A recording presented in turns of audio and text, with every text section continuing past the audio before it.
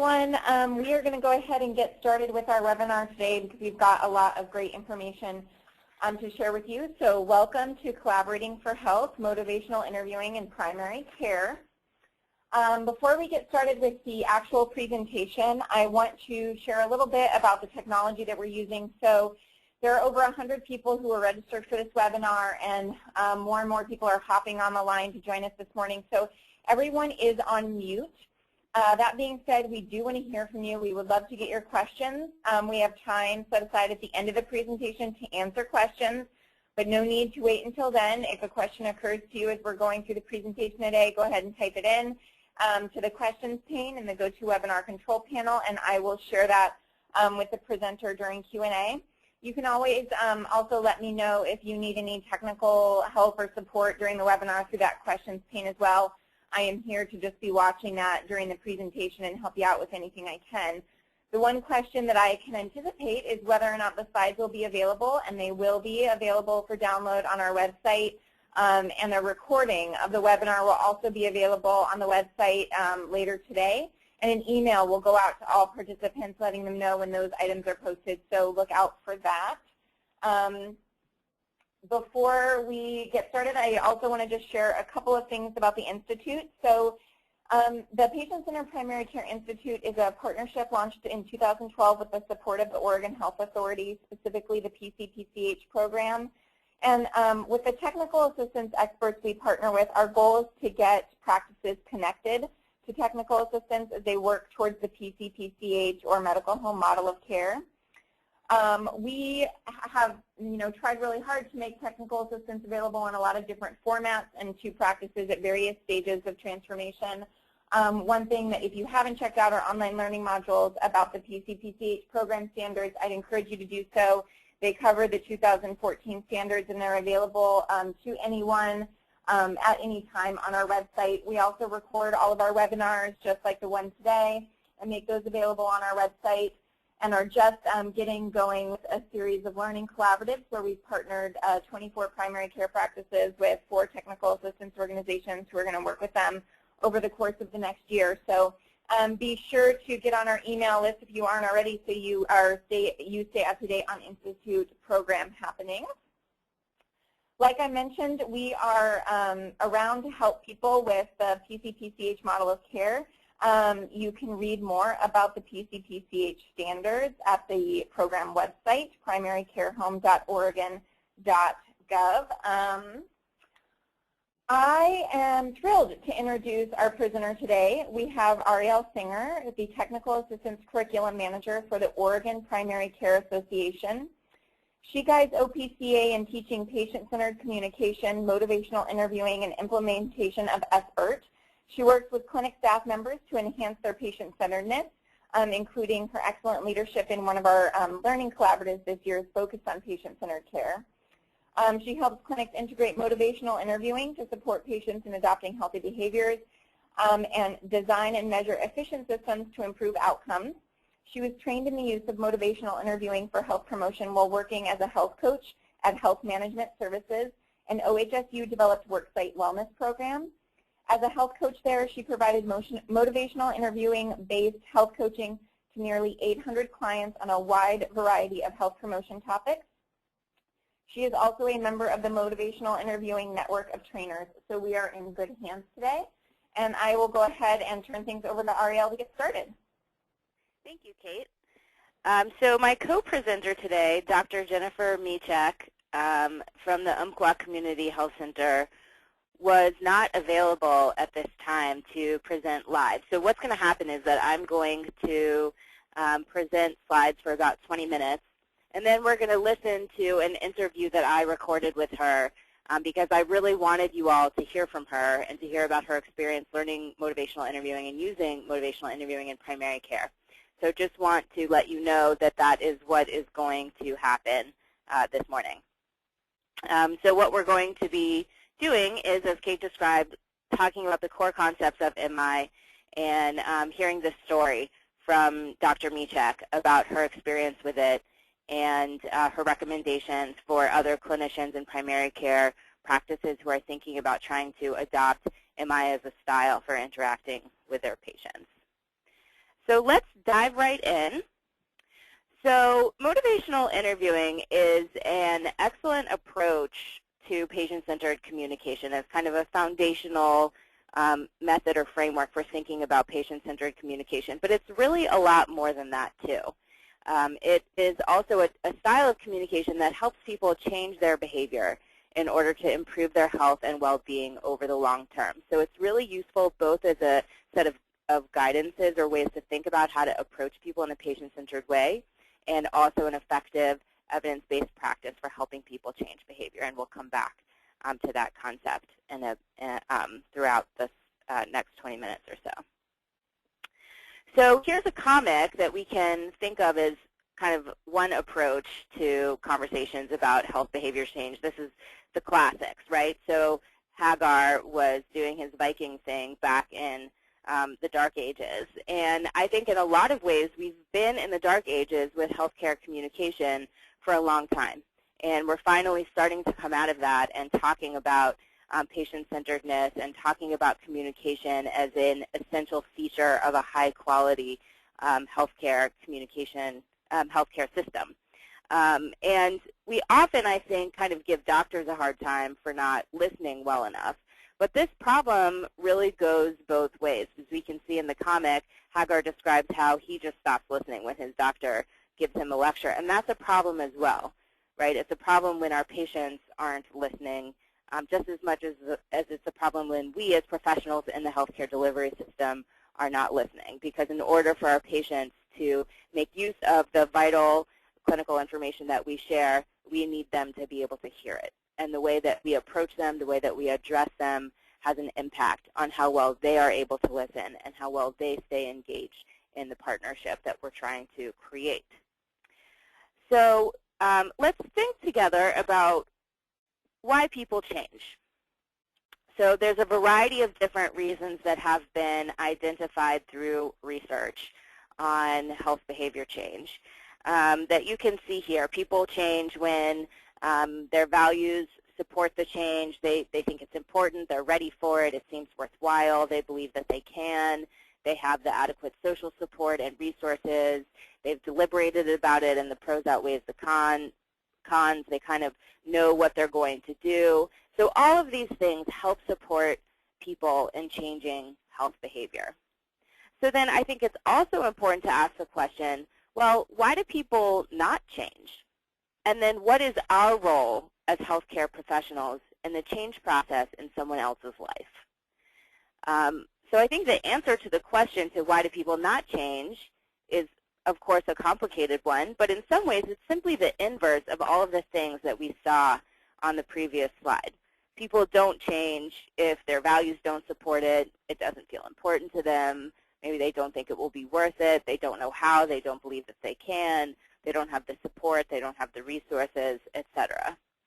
So then the question I think that we have to ask ourselves is, what can we do to help people feel that indeed the change is aligned with their values, that they have good support, that it is important to them, all these factors that support behavior change? How can we communicate in such a way that people get in touch with all of those different variables that support behavior change over time?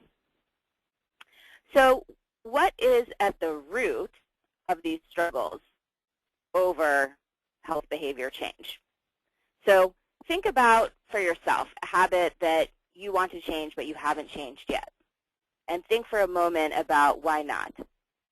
Most of us have a health behavior, if not many health behaviors, that we would really like to change. Maybe we feel that we need to get more exercise. We really feel that perhaps we should be getting more sleep. Maybe we'd like to lose 5 or 10 pounds, and that eating less dessert would support our efforts. Maybe we feel that really we should be doing more yoga, more stress management practices. So there's this kind of common set of health behaviors that we all think about. We all have this experience of, oh, I should do that, and I'm not doing it yet. And so from a motivational interviewing standpoint, when we ask this question of like, well, why not? The answer that we come to is that this is a matter of ambivalence, of feeling two ways of something. On the one hand, I to change, and on the other hand, I'm struggling to change for this whole variety of reasons. So what can happen with ambivalence? A person feels two ways about something, and a helping professional who has very good intentions wants to help that person, and so they begin to push for change.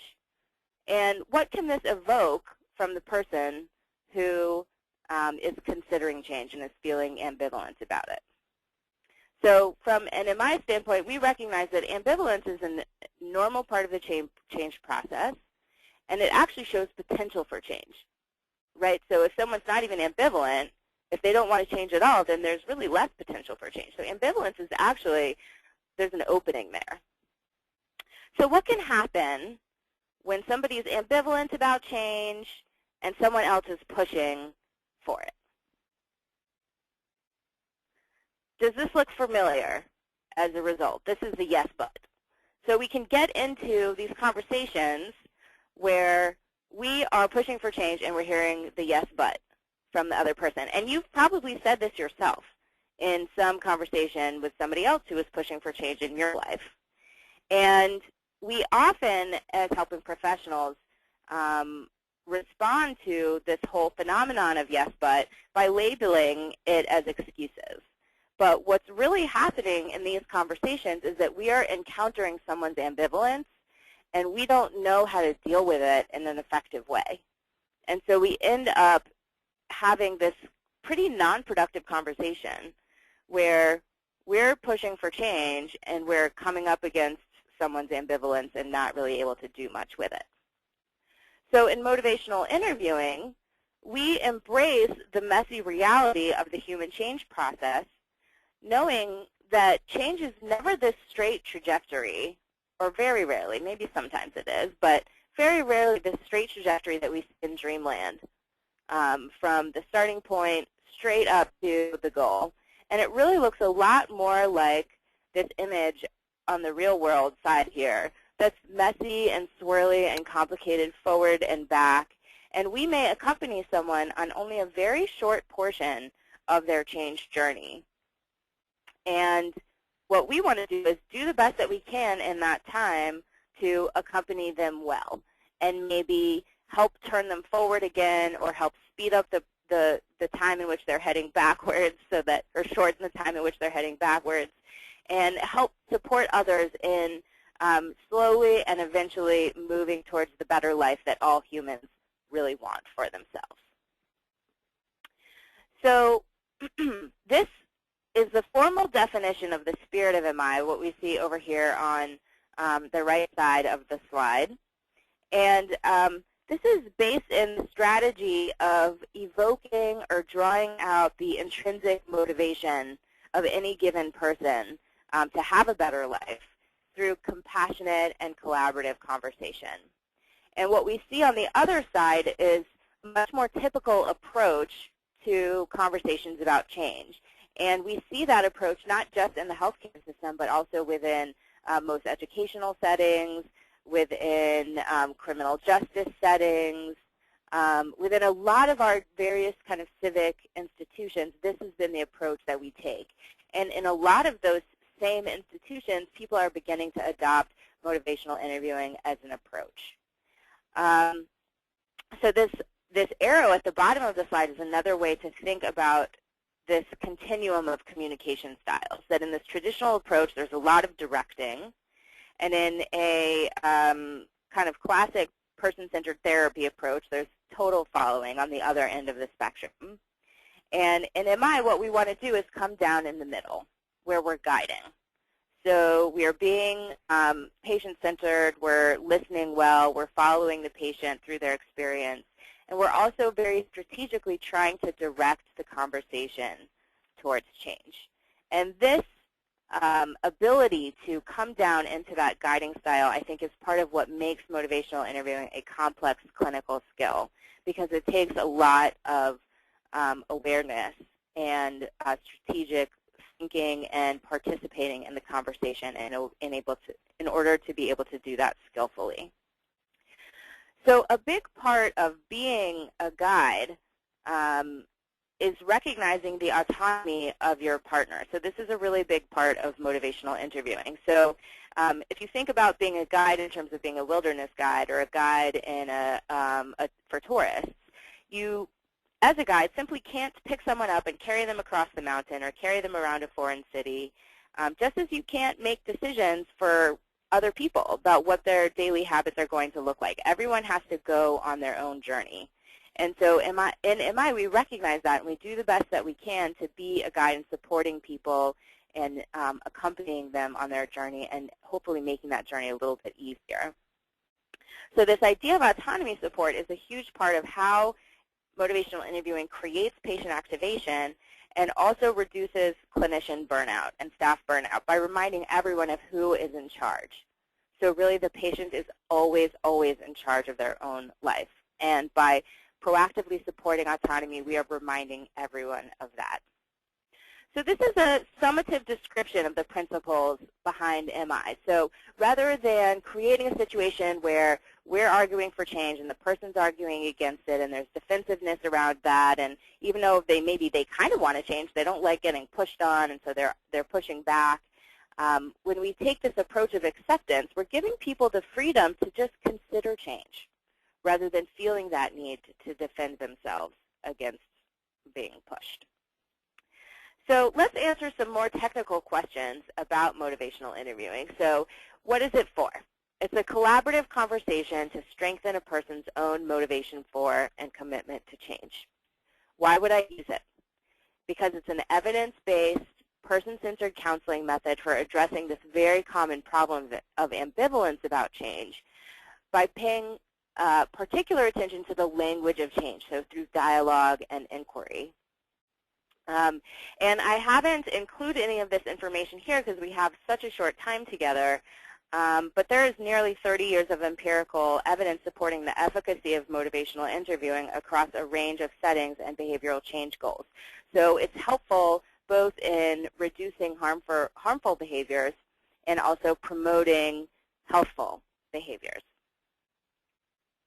So creating partnership between experts is what we're really trying to accomplish. You bring your expertise in healthcare and your behavior change facilitation expertise as you learn motivational interviewing, and the patient brings their expertise on themselves and their psychosocial context and their own life. Really, each individual person is the only one who can know and make sustainable decisions about their own experiences. So how does this all work? Where does the rubber meet the road? So there's these three different components. We've been talking about the spirit, and I'm just going to introduce you briefly to the more technical communication skills that are used to strategically structure the conversation and build motivation for change. So we have the spirit, and then we also have skills, and then these processes, which are a framework that we use to think about structuring the conversation. So we've talked about the spirit. So the processes that we go through are these four. We begin by engaging. We create a focus for a conversation. We go through a process of evoking motivation. And then should the person feel ready to do so, we go through a change planning effort. So this may not happen all in one conversation, but this is the overall arc of how we can think about the path of a motivational interviewing interaction. And it may not be totally linear, straight shot. We might bounce between these different processes. Some of them we sustain throughout. But this is a general way to think about how we build the conversation. So then we have these communication skills that are the essential tools of motivational interviewing. Open questions, affirmations, which is positive feedback, supporting statements that we give to our clients and patients. Reflections, reflective listening is a huge part of motivational interviewing and how we convey empathy and acceptance.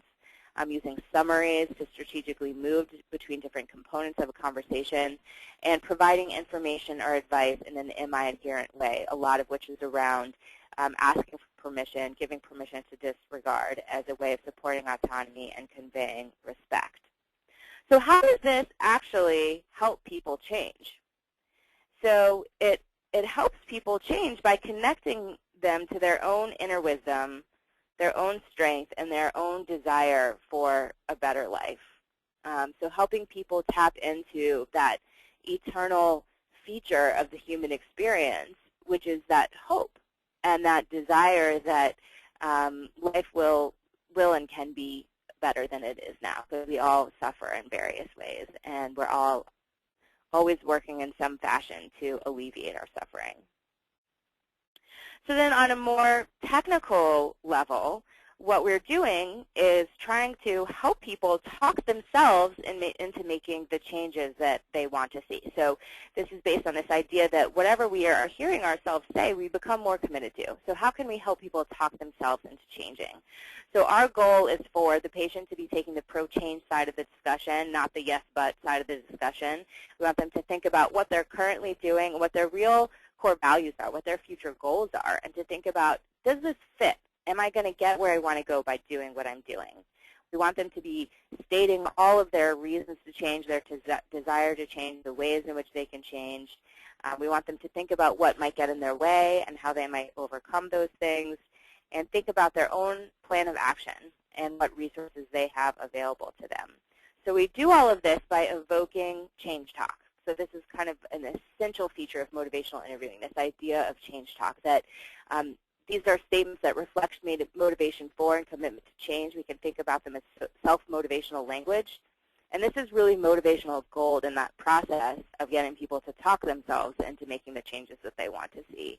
And so what we do in a conversation is very proactively mine for change talk. We're kind of hunting it down, evoking it, trying to draw it out and reinforce it as facilitators of behavior change. So here's just a few examples of what change talk might sound like. This is the kind of language that naturally emerges if you're having a conversation with people about change and they have any motivation at all to change. You will hear them say these kinds of things. And this is DARN as a common acronym that's used to describe the various kinds of change talk that we hear: desire, ability, reason, and needs for change. So that is a very quick synopsis of motivational interviewing. There's a lot more to it, but I only had time to give you that much of an introduction. And now we're going to hear from Dr. Michek. So she is a primary care provider at the Umpqua Community Health Center, and she's going to, at the beginning of the interview, talk about her background and her experiences there. And so I'm going to let her introduce herself. If you'll just give me a moment to get the recording started.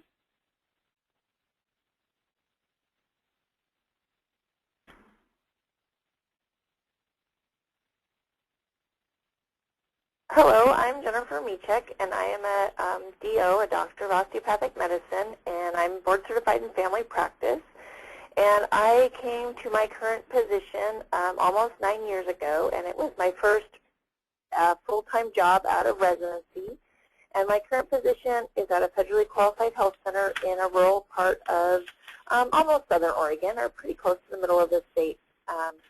But we're pretty isolated. I-5 goes through our through our city, but but town is about 20,000 people, so rural area. Our federally qualified health center, primarily served uninsured patients, and has done that. And then the next biggest group of patients has always been our Medicaid patients, and then some Medicare patients, as well as in a few private insurance mixed in. But primarily, our patients have always been either uninsured or Oregon Health Plan patients, with a lot of things else going on in their life besides just trying to, show up for the medical appointments. Usually a lot of other things going on that make it difficult for them to make behavior change.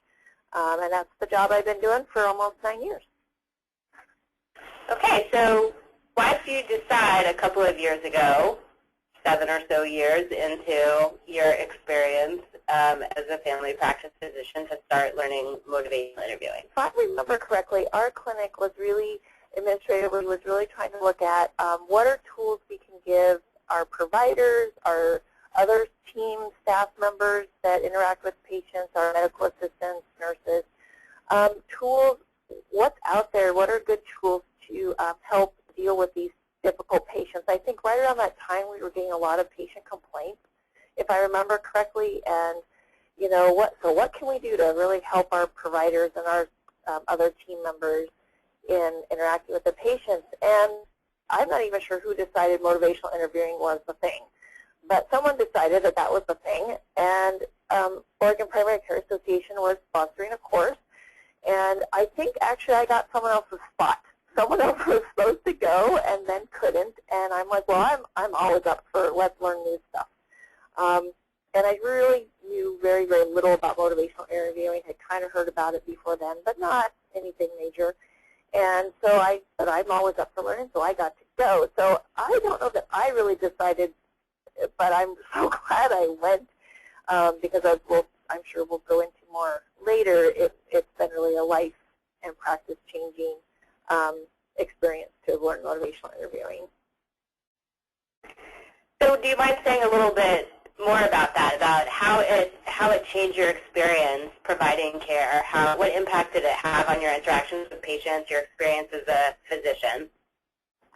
Yeah, well, first I think to say that it impacted just kind of my whole worldview in a lot of ways, not just with patients, but family, with colleagues, with friends.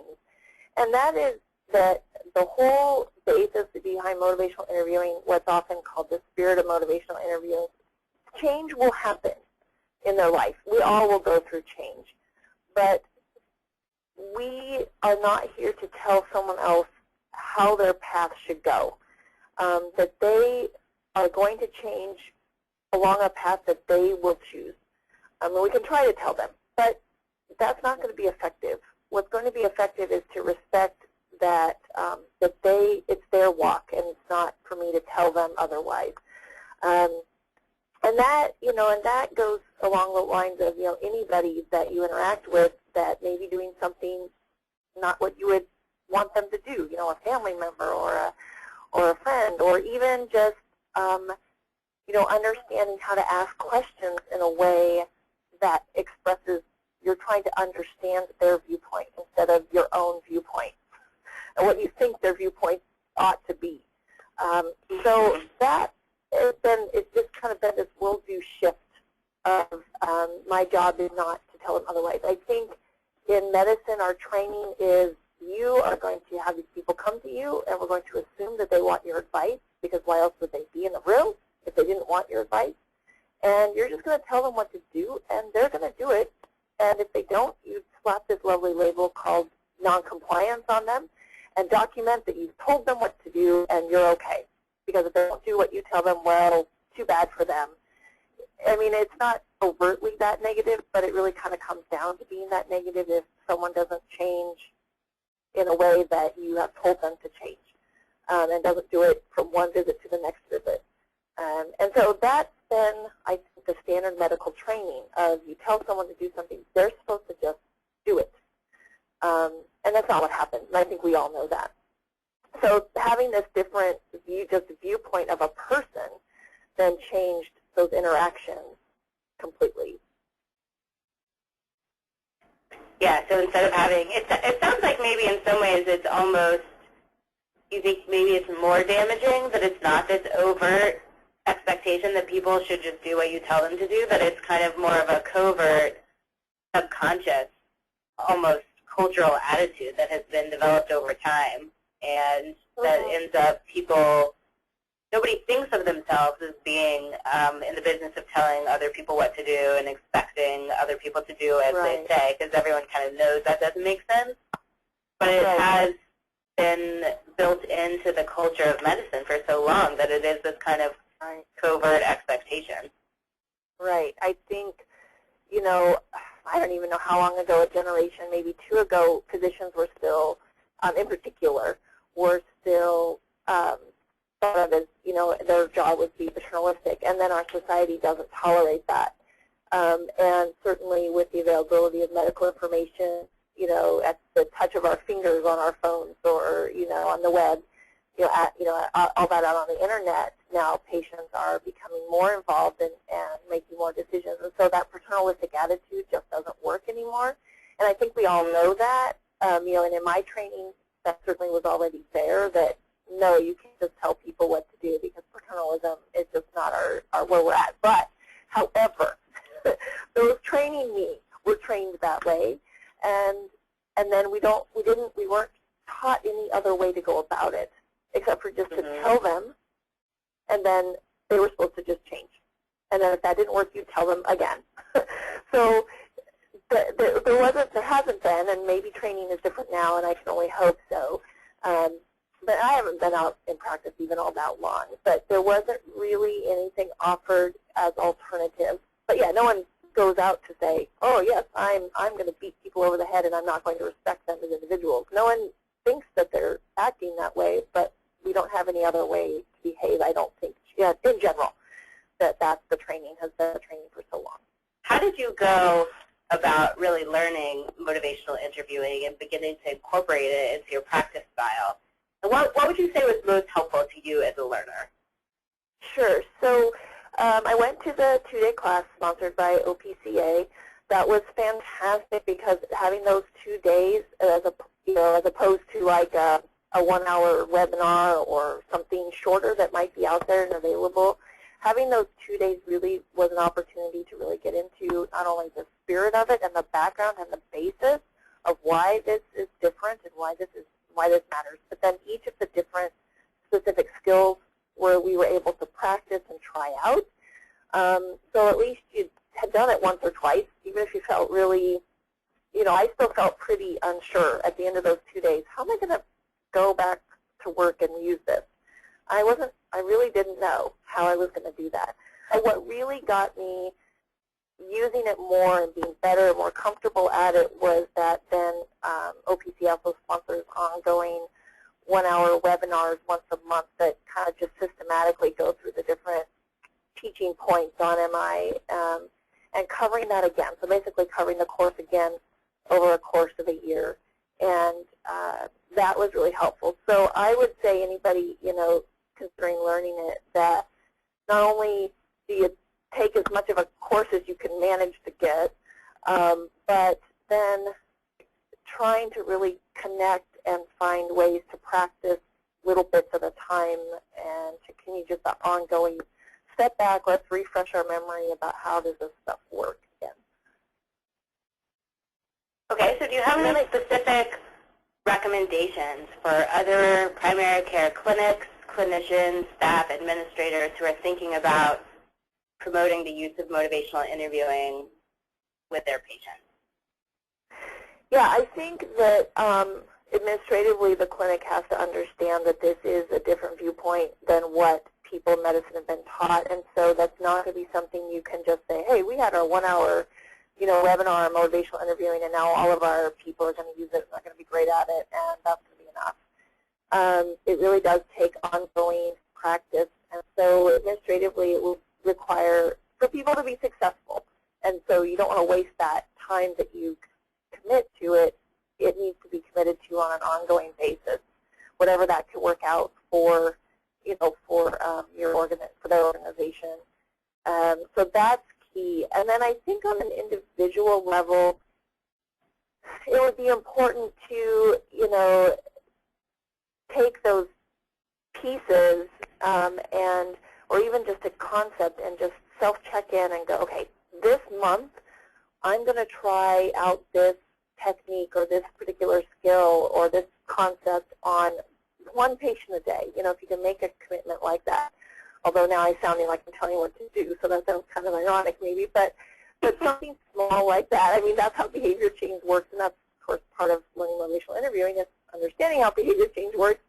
But those little steps and just try to see if you can commit to small changes that you practice. And then once you practice them, it feels less awkward. At first, it sort of feels like, oh, I'm just saying somebody else's words. And then over time, it becomes easier and easier. But like anything else, it doesn't get easier unless you practice. And that's where, hopefully on an administrative level, there'd be time set aside to practice periodically.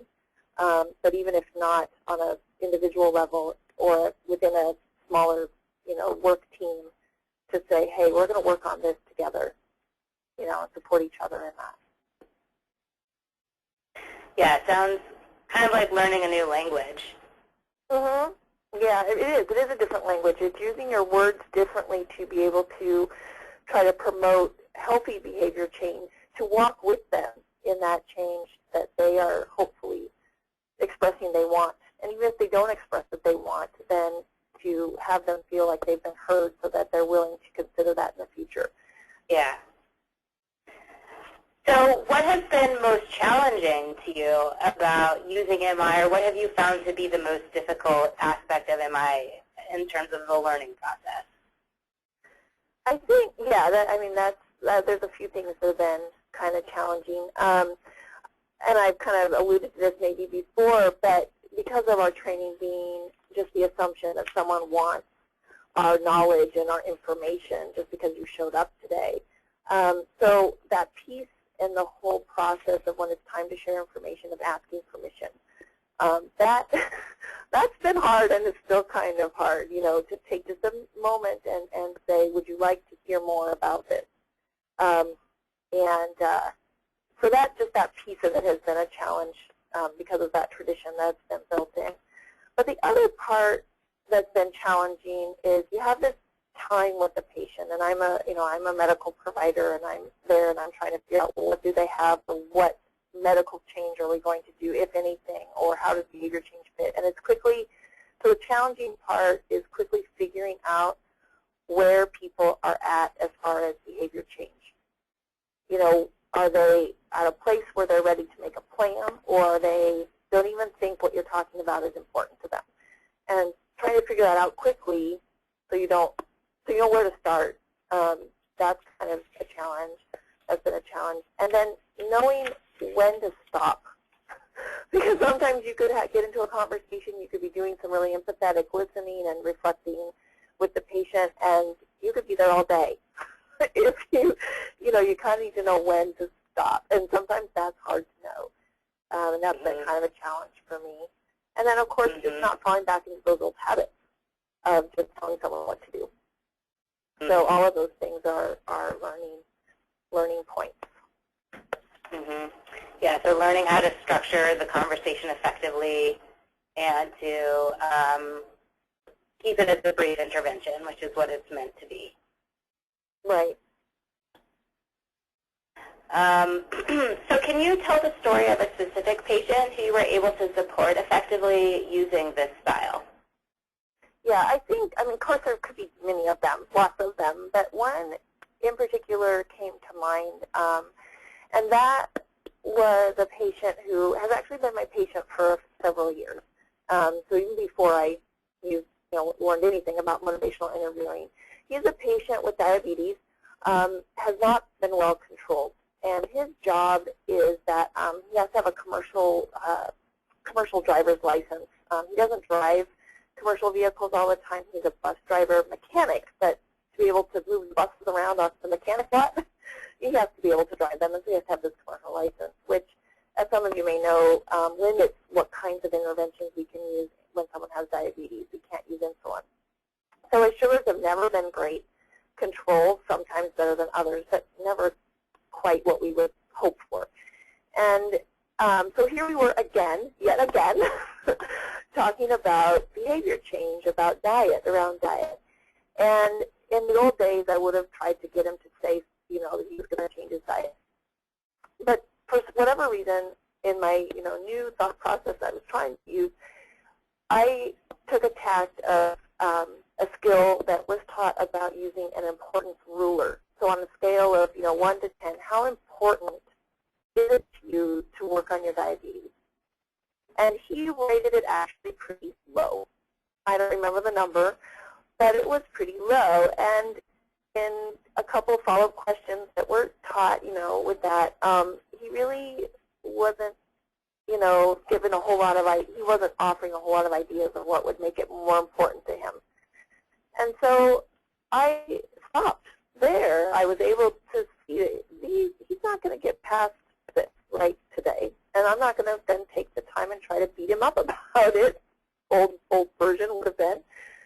So using that skill and that mindset, and I said, okay, well, we'll just stop here and have you back, and maybe between now and when you come back, you can think about what might happen to make it more important to you. You could think about that. We can then talk about it next time you come in. So I think, it was just really a big shift. In the old days, I would have continued to try to hammer, him to do something different, to do something. And he wasn't even close there. And I was able to then use this approach to realize that and then stop before it became a confrontive conversation rather than a collaborative conversation.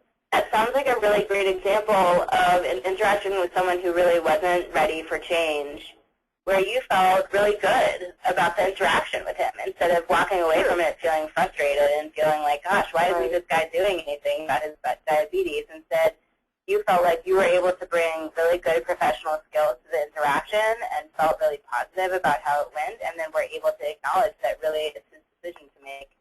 And, you feel okay about that, that he'll work on his diabetes when he's ready to.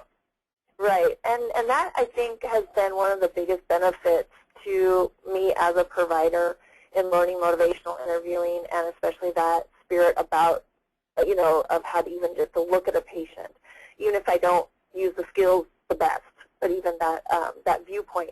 Because my work now is so much less frustrating than it was.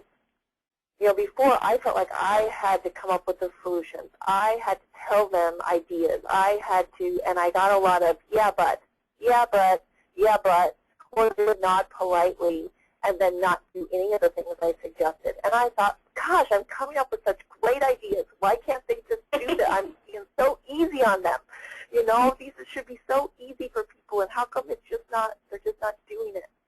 And then I learned the course, and then I'm like, oh, because you can't tell people what to do. You can support them in making their decisions, but you can't tell them a specific thing to do. And so that would, and I would kind of like to, point this out too, if there's administrators out there who are trying to think, how can we support our providers? How can we keep them from burning out because then they're not as effective? Or if you're a provider or, or other team members who are like, I get frustrated dealing with these people and I just, they don't change and I just get so frustrated. This has been so, so helpful to me to reduce that frustration. I feel like, oh, well, we did something. There's still something that can happen that's still positive, even if they don't, change completely or change at all. So that has been really, less frustration for me and less conflict in that interaction with the patient. It's not about me telling you what to do anymore and them resisting. It's a collaboration of where would you like to go? Here's what I can tell you if you want to know about it, and support those changes. So it's a lot more collaborative instead of being a conflict. Yeah, the more I can be in that place and see where a person's at with their change, the better the interaction, the better it goes, and the more likely they are then to come back and want to share with me what they've done different. So is there anything else you would say about how learning MI has changed your thinking about patient care? One other thing I would add is sometimes it's easy to think that we need to be in control of the patients, that we as an organization, as an institution, as a whatever you want to say, healthcare, we're providing this service, that we need to be in control. And that might be something along the lines of, we need to tell them when they can come for appointments. We need to, penalize them if they don't come for appointments so they can be educated about coming out, for appointments. Or we need to say, you have to come at a certain time or you can't be late. It may be, we should think about requiring them to take a class or to do this or that, in order to, be our patients. And so, and I don't mean to suggest that we don't have some structure, because I know a lot of our patients have a difficult time structuring their lives, and so we need to have some kind of structure to help them be, functional in a medical environment. So I'm not suggesting we just do whatever they say, because that's not the same thing. But I have noticed that, you know, my viewpoint with motivational interviewing and that just respecting their path helps me to say, you know what, if we're thinking about requiring something, we need to really think about that. Because requiring something doesn't necessarily mean that's the right thing for this person at this time. And that may just backfire in our face. You know, they just may not show up. They may stop engaging at all. And that, you know, I doubt that that will help them move forward in their path. So it's looking at our systems. I think that's the thing I would add. It's not just that one-on-one interactions. It's also changed how I look at systems, how we provide care on a system level. Does that make sense? Do I need to clarify that more? Or? Oh, absolutely. That makes a lot of sense. That's all of our questions. Is there anything else that you feel like you just want to say that you haven't said? You know, the hardest part, like any behavior change, is to just try something, and that that needs to be supported too. So an individual provider might go off and take an MI class, and that's better than not at all. And so I would really encourage, you know, anything that you could do, or any, you know, webinar, or there's lots of, you know, you can buy DVDs and learn from there, or this and that. I'm sure there's lots of ways out there to learn. There's books, you know, there's whatever.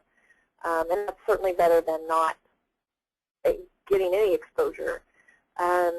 I think for it to really make a difference in an organization, the organization has to be committed to supporting ongoing use. But I think that commitment on an organizational level will really pay off. Because if you can have providers who leave at the end of the day less frustrated, less, you know, like, I can't handle this, or feeling like they didn't accomplish anything, because providers and all people in medical fields, you know, they're there because they want to help. They want to feel like they've done something to help.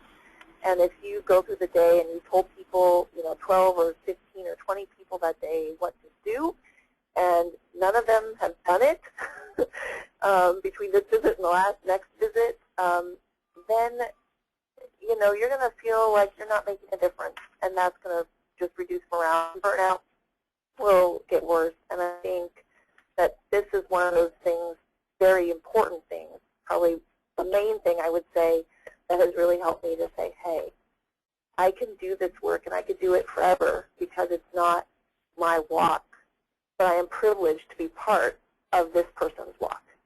And here's how I can be a part of their walk in a positive way. And so it's just changed that whole viewpoint, and I think it could just really help the whole organization move towards being patient-centered and sustain the work that they're doing.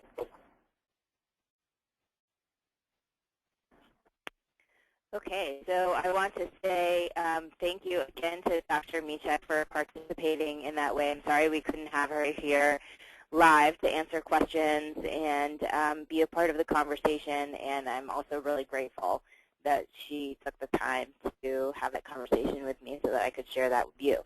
So I'd like to spend the last 10 minutes that we have together answering any questions that have either come in through the chat box or that you have now. Hi, this is Kate. So someone asked about the slides and a recording of the webinar, both of which will be available on the Institute website by the end of today, and you'll actually get an email from GoToWebinar letting you know that those are posted and linking to them. I was wondering, Ariel, if you could share, I know you said, you know, there's trainings and things out there available, but could you share just one or two of your favorite skills or things that you've seen be really successful in these kinds of conversations, or that you just have found helpful in these sorts of interactions? I know the change readiness ruler was mentioned, but are there other specific things like that that you could describe that might give people more of an idea of motivational interviewing? Sure. So I think a couple of the skills that are really useful to start with, one is to begin thinking about reflective listening and learning how to convey convey empathy in that way. Reflective listening is not the customary way that we communicate, and for many people it's totally new and really does have to be a learned and practiced skill. But it's the skill of sharing back with someone what you understand them to have said. And the power of it is that it not only conveys empathy, lets someone know that you either do understand where they're coming from or you're at least trying to understand where you're coming from. It also facilitates insight and self-reflection, and that's part of what makes it so powerful in this process. The other skill that I think is actually much easier to get started with, although it is a habit that a communication habit that has to be changed, is the approach to sharing information. So asking permission before sharing information, supporting autonomy as you share information, giving permission to disregard, always not going to information is the first thing that you try to use to help people think about changing behavior. And really all of these communication skills require behavior change on your part, because we've all spent our whole lives communicating, and now we're thinking about trying to do it differently. And in that way, I think we can take a lot of what we know about behavior change, what we're using in motivational interviewing, and apply it to ourselves in our own process of what can we do in our own behavior change process to adjust our communication habits so that we are using these skills. Great, thanks. So another question that came in says, motivational interviewing sounds very conversational in nature, and it sounds like it creates a space for patients to open up, which requires time. How do you encourage clinicians to use it and help them to get past the potential resistance on their part, time constraints in an office visit? And what do you say to people to help them try and overcome that barrier? Sure. So that's, of course, a real challenge in primary care, this constraint of time.